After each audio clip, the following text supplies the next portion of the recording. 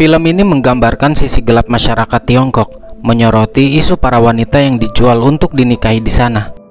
Kesulitan dalam mencari pekerjaan adalah masalah yang sering dihadapi oleh mahasiswa yang baru lulus dari perguruan tinggi. Bayi Xiu Mei yang baru lulus dari sekolahnya mencoba mencari pekerjaan untuk bisa membiayai sekolah adiknya dan membayar hutang orang tuanya atas biaya sekolah yang dikeluarkan untuk dirinya. Dia terus mencari pekerjaan ke sana kemari hingga dirinya bertemu dengan seseorang yang menawari sebuah pekerjaan dengan bayaran yang lumayan besar, yaitu menjadi penjual obat-obatan herbal.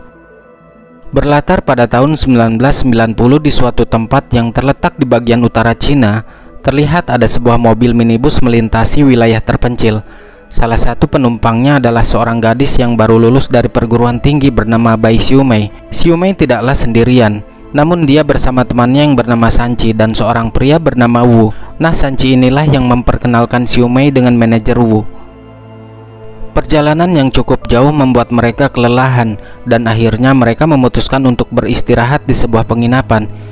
Xiu Mei merasa sangat senang karena sebentar lagi akan mendapatkan pekerjaan. Dia berterima kasih kepada Sanci sebab perantara dirinya dia bisa bertemu dengan manajer Wu sekaligus menjadi asistennya yang bertugas mengambil tumbuhan langka yang akan dijadikan obat-obatan herbal. Manajer Wu berpesan agar Xiu Mei bersungguh-sungguh dalam bekerja, terlebih saat mencari tumbuhan herbal yang berada di pegunungan. Dengan senang hati Xiu Mei menyanggupi permintaan Wu, apalagi dengan bayaran yang cukup besar.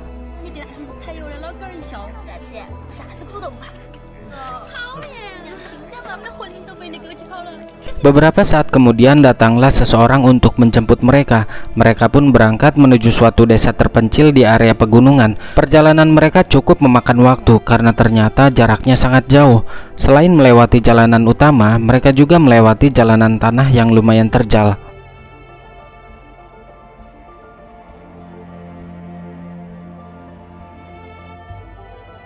Setibanya di sana, mereka disambut oleh para warga. Xiu Mei tampak canggung, terlebih saat mereka memperhatikannya, seolah tidak pernah ada orang kota yang datang ke sana. Sementara itu, manajer Wu tampak bersalaman dengan seorang pria seperti sedang membuat kesepakatan. Dan setelahnya, manajer Wu tiba-tiba mengajak Sanci untuk pergi berdua dan meninggalkan Xiu Mei sendirian, dengan alasan mereka berdua akan melihat proses pembuatan ramuan di dekat sana. Dan Xiu Mei diminta untuk menunggu sebentar menjaga barang-barang agar tidak hilang.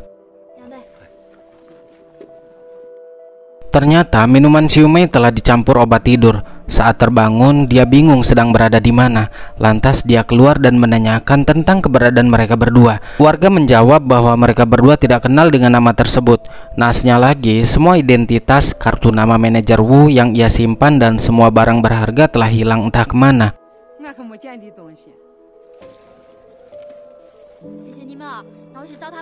Merasa ada sesuatu yang tidak beres, Xiu Mei berusaha pergi dari sana. Akan tetapi dia ditahan oleh seorang pria bernama Dai Gui dan ayahnya. Disinilah mereka mengatakan bahwa keluarga Xiu Mei telah menjualnya untuk dijadikan istri Dai Gui. Terungkap fakta jika manajer Wu mengaku keluarga Xiu Mei dan menjualnya kepada mereka dengan bayaran yang cukup besar. Xiu Mei yang tidak percaya lantas berteriak meminta tolong. Namun tidak ada seorang pun yang mau membantunya. Dan justru dia dipaksa masuk ke dalam kamar, lalu menguncinya dari luar.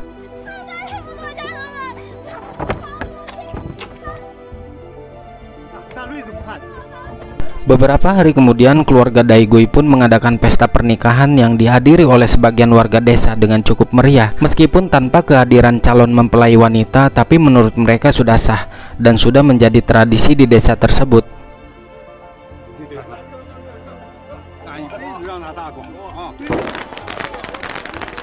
Xiu Mei memohon untuk dibebaskan, namun Dai Gui menolak karena sekarang Xiu Mei sudah menjadi istrinya. Layaknya pasangan suami istri, Dai Gui memaksa Xiu Mei untuk melayani dirinya. Xiu Mei memberontak, sehingga kedua orang tua Dai Gui pun ikut membantu memegang tangan dan kaki Xiu Mei. Xiu Mei hanya bisa terdiam meratapi nasibnya, terlebih saat dia tahu sekarang dirinya sudah tidak lagi. Pada suatu kesempatan, Xiu Mei mencoba kabur dan mencari pertolongan kepada seseorang yang bisa membantunya. Tanpa diduga dia bertemu dengan kepala desa. Namun bukannya dibantu, kepala desa itu malah membawa Xiu Mei kembali ke keluarga Dai Gui.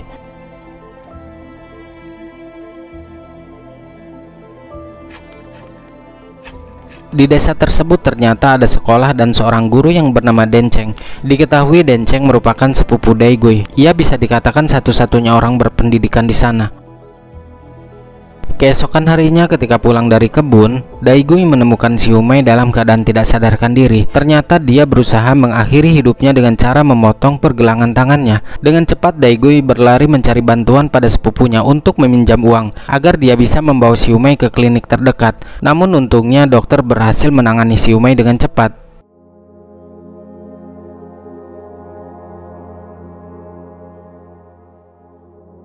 Beberapa minggu kemudian, ibu Daigui membawa dua orang wanita ke rumahnya bertujuan untuk mengajak Xiumei berbicara agar tidak terlalu stres. Ada seorang wanita bernama Chen menasehati dan menceritakan bahwa awalnya mereka berdua diculik dan dibeli untuk dijadikan istri petani.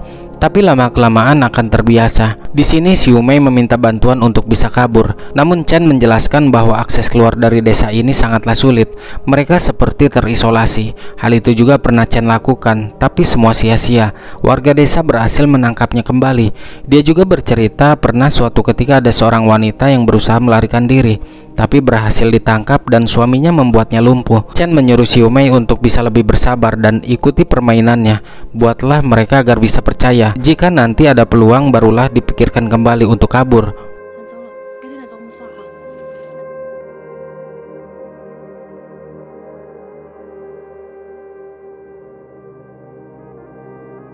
Perkataan Chen membuat Xiumei berpikir. Sejak saat itu, akhirnya dia memutuskan untuk tidak lagi melawan dan berusaha kabur. Hari-hari berikutnya, Xiumei berusaha merubah sikapnya meski berat untuk dilalui, menjalani hidup sebagai seorang istri yang sama sekali tidak mencintai Daigui. Terlebih saat berhubungan, dia tampak begitu pasrah. Di saat Xiumei sedang memberi makan hewan piaraan, Guru Denceng menghampirinya. Di sana mereka berbincang dan berkenalan satu sama lain. Guru Denceng memberi Xiumei buku untuk menemani waktu senggangnya.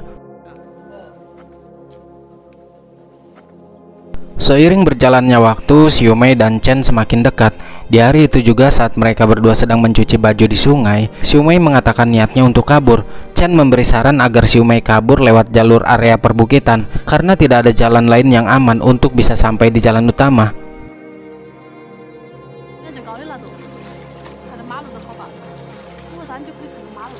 Lantas Xiumei meminta izin kepada mertuanya untuk buang air kecil. Tanpa pikir panjang, dia pun berlari ke arah bukit sesuai arahan Chen.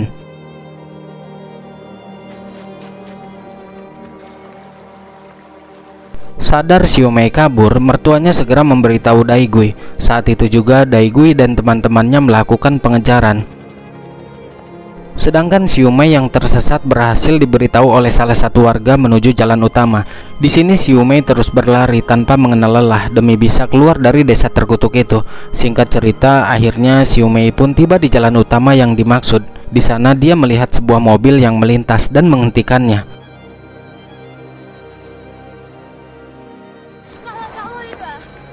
Xiumei memohon untuk penumpang sampai kota, tapi si sopir menolaknya karena Xiumei tidak memiliki uang untuk membayar ongkos.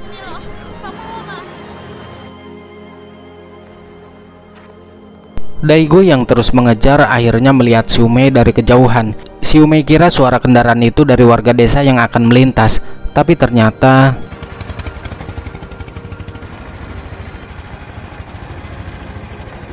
Daigui pun berhasil membawa Xiumei kembali. Setibanya di desa, Xiumei dihajar tanpa ampun. Tidak ada seorang pun yang menolong Xiumei, kecuali sepupunya itu yang berusaha menghentikan aksi Daigui.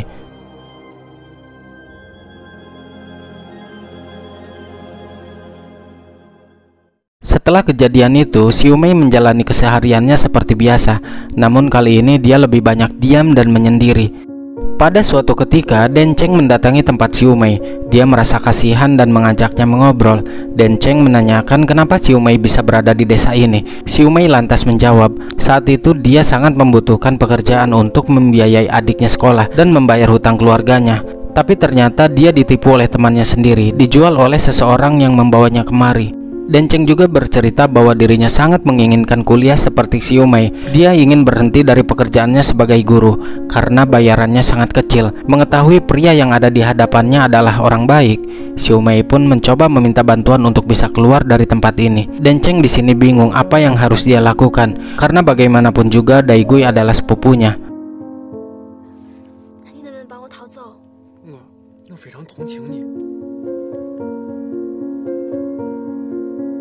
Kemanapun Xiu Mei pergi, dia selalu diikuti oleh mertuanya, termasuk ketika akan bermain ke rumah Chen. Di sana Xiu Mei mencoba meminjam uang, namun ternyata selama dia tinggal, Chen sama sekali tidak pernah diberi uang. Dan setelah punya anak, dia juga tidak pernah memikirkan untuk kabur. Tapi para penegak hukum lebih memihak kepada warga desa. Mereka tidak mau ikut campur karena ini adalah urusan keluarga.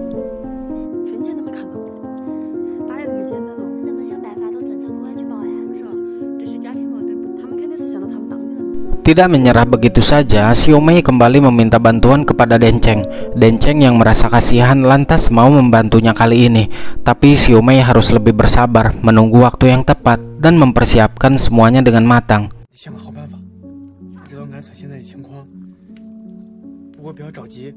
Di keesokan harinya, Denceng mendatangi sepupunya, yaitu Dai Gui.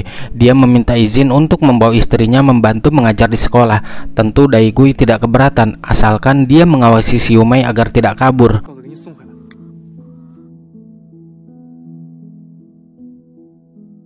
Ternyata itu hanya alasan saja. Denceng ingin bisa mengobrol lebih leluasa dengan Xiu Mei. Terungkap fakta bahwa sebenarnya selama ini dia secara diam-diam menyukai Xiu Mei dan berjanji akan membantunya keluar dari desa ini. Xiu Mei yang terbawa suasana pun akhirnya luluh dan mereka berdua melakukan perkembangbiakan. Sejak saat itu Denceng mulai sering bermain ke rumah Dai Gui. Hubungan mereka tidak sampai di situ saja. Pada suatu malam, saat ada perayaan desa, mereka berdua malah pergi ke sekolah, berniat melakukan perkembangbiakan lagi. Namun sayang, aksinya ketahuan dan mereka berdua dibawa ke rumah Dai Gui untuk dimintai pertanggungjawaban atas apa yang mereka berdua lakukan. Alih-alih meminta pertanggungjawaban, ayah Dai Gui malah memberi sebuah pilihan kepada Denceng. Dia disuruh memilih antara membawa masalah ini ke kepala desa atau melunaskan uang yang pernah Dai Gui pinjam kepada Denceng. Tidak ada pilihan lain bagi Denceng selain merelakan uangnya daripada dibawa ke kepala desa. Dia pun akhirnya pergi dari desa itu di keesokan harinya.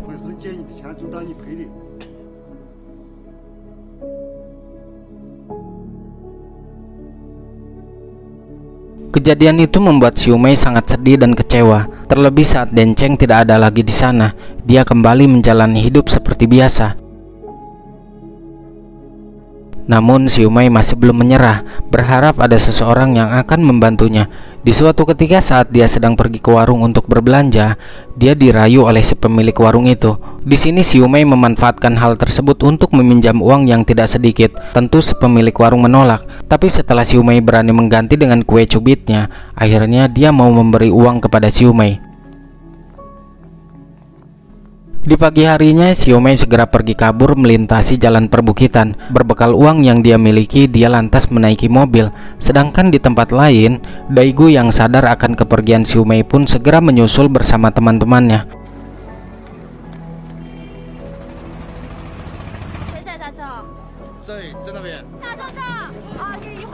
Setelah menempuh perjalanan yang cukup jauh, akhirnya Xiu Mei pun sampai di terminal pinggiran kota dan langsung menaiki bus. Perlahan bus mulai berjalan meninggalkan kota tersebut. Xiu Mei merasa sedikit lega karena dia bisa melewati sejauh ini dengan aman.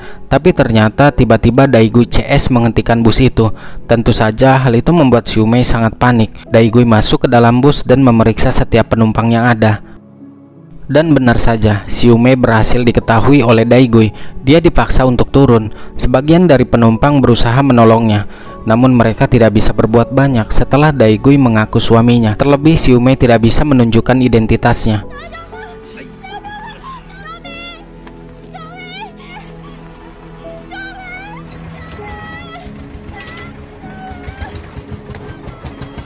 Berbagai cara Xiu Mei lakukan agar bisa pergi dari desa itu. Termasuk dia sering menitipkan surat kepada petugas pos, meski surat yang ia kirim selama ini tidak pernah mendapat balasan dari orang tuanya. Beberapa hari kemudian, ibu Daigui memberitahu jika Xiumei telah terlambat datang bulan. Menyadari akan kehamilannya, Xiumei pun lantas tidak terima dan memukuli perutnya sendiri. Namun aksinya berhasil dihentikan oleh mertuanya karena mertuanya sangat menginginkan kehadiran cucunya.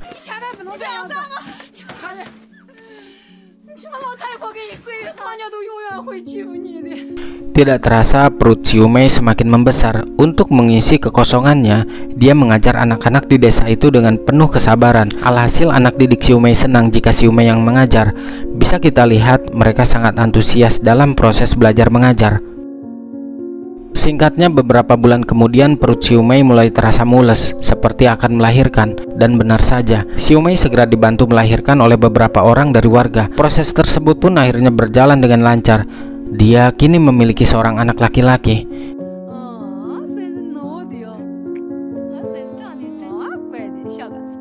Berbeda dengan Chen yang tidak memiliki niatan untuk kabur setelah memiliki anak, Xiumei justru tetap pada pendiriannya ingin kabur dari sana. Meskipun sudah diberi seorang anak, tapi semangatnya tidak pernah pudar. Dan ternyata guys, selama ini Xiumei menitipkan surat kepada orang yang salah. Petugas kantor pos itu sudah diberi uang oleh Daigui untuk menahan semua surat miliknya. Pertemuan petugas kantor pos dan Daigui dilihat oleh seorang anak yang merupakan muridnya Xiumei bernama Yuan. Bergegas Yuan memberitahu kejadian itu kepada Xiumei. Ternyata ini semua adalah ulah Daigui. Xiumei merasa sangat sedih dan kecewa. Melihat gurunya sedih, Yuan pun berjanji akan membantunya mengirimkan surat. Xiumei tentu senang. Dia menulis kembali surat itu dan menitipkannya kepada Yuan, yang nantinya surat tersebut Yuan berikan kepada petugas pos lain. Usahanya kali ini ternyata berhasil. Berselang 1 bulan, akhirnya ayah Xiumei membawa 2 orang polisi mendatangi desa itu untuk mencari putrinya. Xiumei tampak senang, tapi mereka tidak memiliki banyak waktu untuk berlama-lama, khawatir suaminya keburu datang.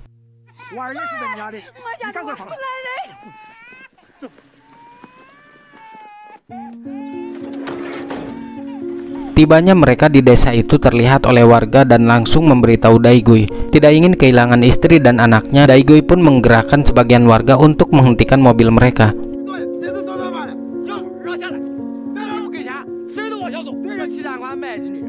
Walaupun di mobil itu ada 2 orang polisi, mereka sama sekali tidak takut. Daigui dan para warga tidak mengizinkan Xiumei dibawa. Mereka mengatakan jika Xiumei sudah dibeli, dan ini sudah menjadi hal yang biasa, membeli seorang wanita untuk dijadikan istri.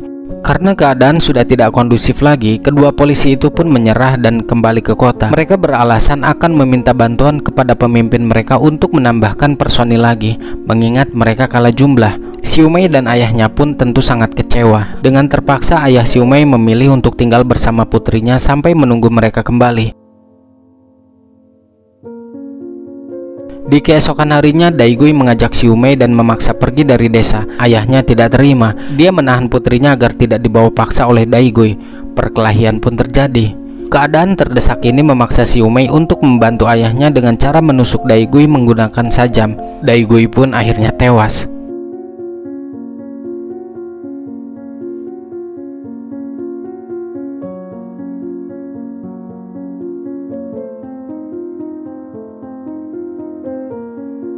Meski endingnya kurang memuaskan, namun dari film ini kita belajar jangan mudah percaya kepada siapapun, termasuk teman dekat kita. Apapun bisa terjadi. Seseorang yang kita anggap teman justru malah menjerumuskan kita kepada kesengsaraan, dan akhirnya penyesalanlah yang ada.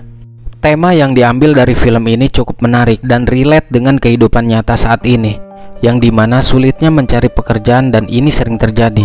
Dengan alasan memberi pekerjaan, malah menjadi korban perdagangan manusia. Seseorang akan mudah tertipu dengan iming-iming gaji yang besar. Biasanya calon korban ini diberitahu jika pekerjaan yang akan mereka lakukan tidak memiliki resiko yang tinggi. Dengan melakukan hal yang mudah dapat memperoleh uang yang banyak. Maka berhati-hatilah dengan cara-cara penawaran seperti ini, karena setiap pekerjaan, apalagi bayaran yang besar, pasti memiliki resikonya masing-masing. Nah, oleh sebab itu, pentingnya kesadaran dan perlunya peningkatan pengetahuan serta edukasi kepada orang-orang terdekat kita, yang pada intinya tidak ada sesuatu yang gampang dan instan di dunia ini, kecuali dengan cara-cara yang kotor. Semua butuh proses dan kesabaran. Nah, bila perlu diteliti benar-benar pekerjaan yang akan kita ambil sebelum itu terlambat. Oke lah teman-teman, mohon maaf jika ada salah kata dalam pengucapan. Ambil sisi positif dan buang negatifnya. Sampai jumpa lagi di video berikutnya.